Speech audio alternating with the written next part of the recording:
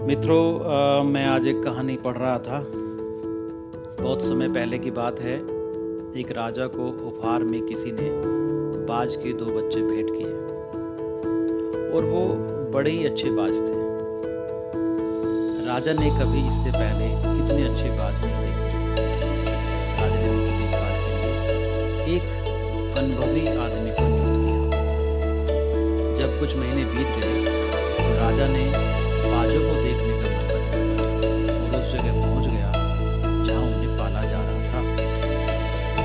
राजा ने देखा कि दोनों बाज काफी बड़े हो चुके हैं और वो पहले से भी शानदार लग रहे थे। राजा ने बाजों की देखभाल कर रहे आदमी से कहा, मैं इन दोनों बाजों की उड़ान देखना चाहता हूँ, तुम इन्हें उड़ने का इशारा करो। इशारा मिलते ही दोनों बाज उड़ान भरने लगे, पर जहाँ एक बाज आसमान की ऊंचाइयों को छू रहा था, वहीं दूसरा कुछ दूर जाकर के वापस एक डाल पर बैठ गया। ये देख राजा को कुछ अजीब लगा।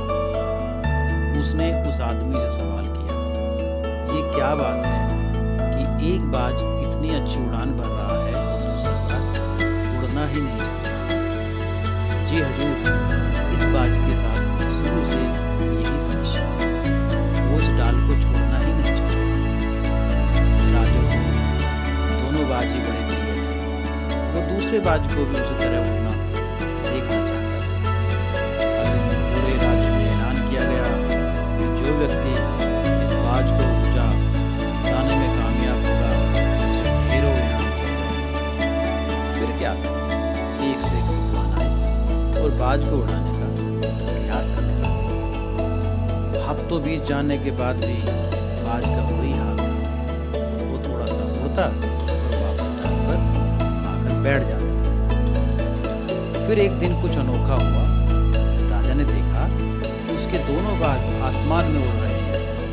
उन्हें अपनी आंखों पर यकीन नहीं हुआ और उन्होंने तुरंत उस व्यक्ति का पता लगाने को कहा जिसने ये कारनामा कर दिखाया था।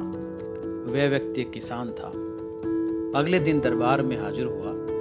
उसे इनाम में स्वर्ण मुद्राएं भेंट की गई। भेंट करने के बाद राजा ने कहा, मैं तुमसे बहुत खुश हूँ, बस तुम इतना बताओ कि जो काम बड़े बड़े विद्वान नहीं कर पाए वो तुमने कैसे कर दिखाया। मालिक, मैं तो एक साधारण किसान हूँ, मैं ज्ञान की ज्यादा बातें नहीं जानता। मैंने तो बस वो डाल काट दी जिस पर बैठने का बाज आदि हो चुका था, और जब वो डाल ही नहीं रहेगी तो वो भी अपने साथी के साथों पर उड़ने लगा।